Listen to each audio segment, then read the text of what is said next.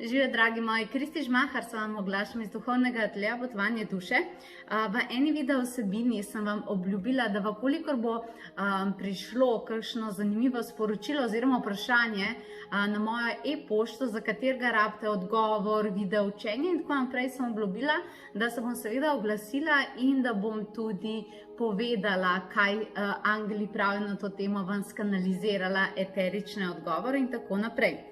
No, skratka, in tokrat se je res pojavilo zanimivo vprašanje, na katerega bi z veseljem takole odgovorila, ker verjamem, da pa bo marsikomu prišel odgovor prav. In sicer se je tokrat pojavilo sledeče vprašanje. Šlo se za to, da sta se dve prijateljici pogovarjali o tem.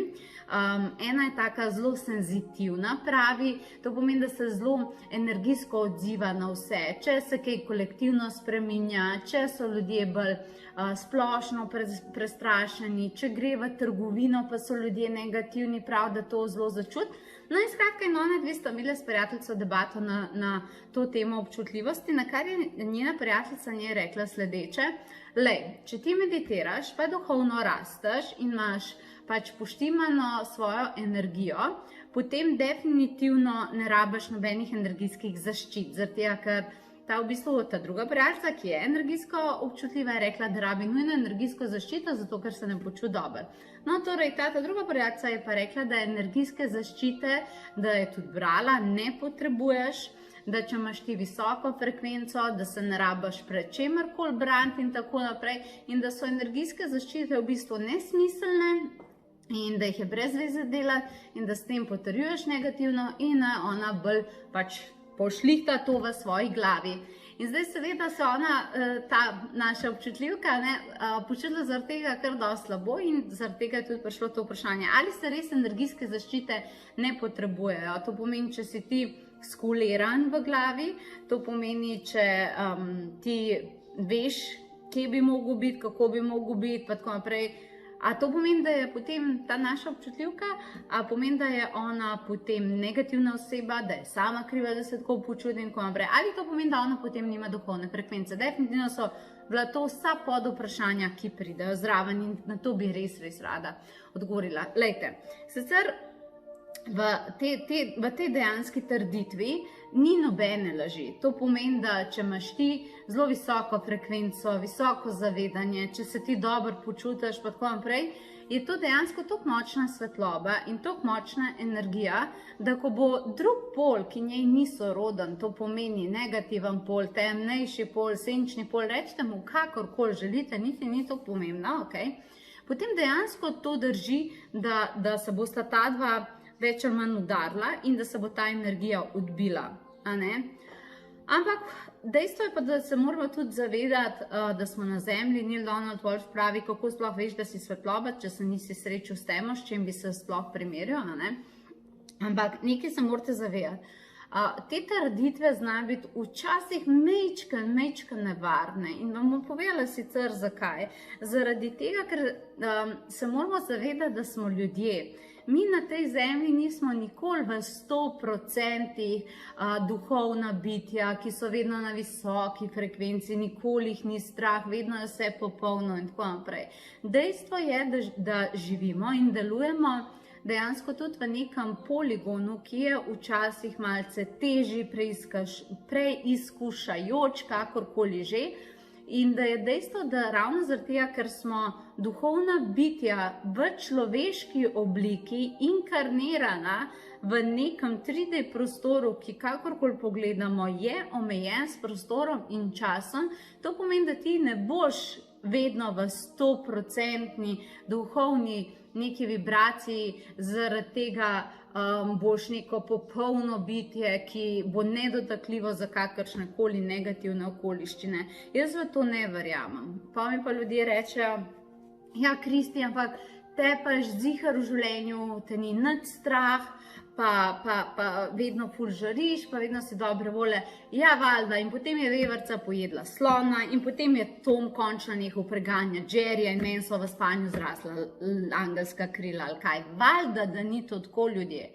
Je res, da ko ti dejansko toliko let delaš na duhovnosti, pa se še profesionalno ukvarjaš s tem, ni strah ali pa negativna frekvenca prvi izbor. To pomeni, da tudi če se pri nas zgodi kakršna koli žogica iz okolja, pač ni moja prva misel pa energija, vse v konc, apokalipsa prihaja, vse bo propadlo. Ni to prva misel. Definitivno je pač kup enih misli pred tem, ampak, a veste, če bi mi pa nekdo prišel po noči v hišo, pa bi probal odreti, bi pa verjetno zelo odreagirala z strahom, najbrž ne bi se zbudila pa rekla, Ropar hoče priti v najino hišo. Ziher imava kaj karmičnega, on prihaja v mojo hišo, zato ker jaz njemu lahko pomagam z ljubeznijo, ziher sva se srečevala po prejšnjih življenjih, a veš, in to je neka zdaj taka navezava in on se meni vrača, ja valjda ljudje, razumeš, ne bi bilo to tako, razumete, ne? Zato ker sem človek, zato ker ste vsi vi ljudje. Ne boste, tudi ko boste leta in leta vi na neki visoki frekvenci, ko boste vi leta in leta, razumete, se več ali manj počutili dobro, se bojo še vseeno klapljale, ker smo mi vsi v tej igri imenovano gledališče življenja. Kljub temu se bojo dogajale se bojo stvari. To pomeni, da se ne boste počutili dobro, da vam bo energija padla, da se boste spravili do tega, da boste preveč fizično utrujeni. In takrat, ko energija tako pade, to pomeni, da kad ti res takrat se zamaje, zaradi tega, zaradi unga trenutka ti potrebuješ energijsko zaščito.